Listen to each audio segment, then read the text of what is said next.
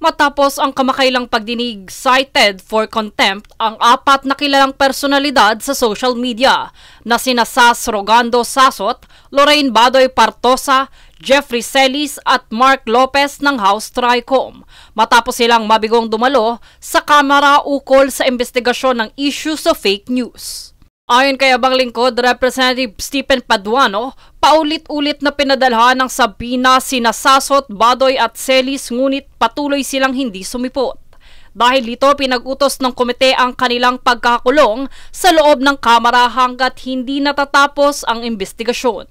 Bagamat dumalo naman si Mark Lopez sa isang pagdinig, ay sinita dahil sa kanyang mga public statements na anilay bumabatikos at sumisira sa integridad ng komite. Dahil dito pinatawan siya ng 10 araw na pagkakakulong sa House premises. Dito humiling din si Paduano sa Department of Foreign Affairs at Bureau of Immigration na i-verify ang lokasyon ni Sasot at Celis upang masiguro ang kanilang pagsunod sa batas.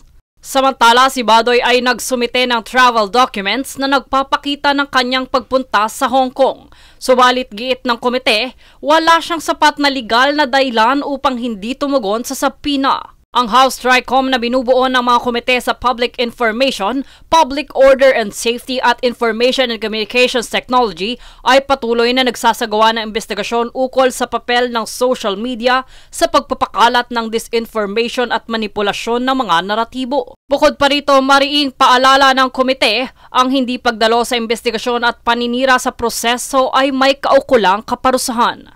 Patuloy ang pagtutok ng Kamara sa usapin ng online fake news at disinformation. Jade Buhoy, nag-uulat para sa Golden Nation Network.